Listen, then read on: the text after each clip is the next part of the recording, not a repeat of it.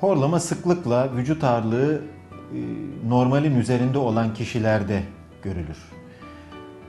Vücut ağırlığı fazlaca artmış, morbid obez diye kabul ettiğimiz bir kişinin horlamadığını neredeyse görmek pek mümkün değildir.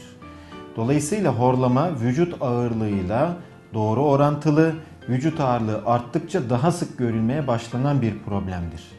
Ancak horlayan her hasta şişman değildir veya horlama sadece şişmanlarda ortaya çıkar diye bir şey iddia etmek mümkün değildir.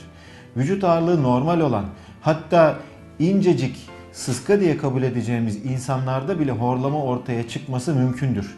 Bu kişilerde horlama sıklıkla üst solunum yollarındaki başka nedenli bir darlıktan, işte burundaki bir problemden veya bademciklerin aşırı büyük olmasından kaynaklanabilir. Horlama sıklıkla şişmanlarda, daha seyrekte, diğer insanlarda, solunum problemi olan insanlarda gördüğümüz bir durumdur.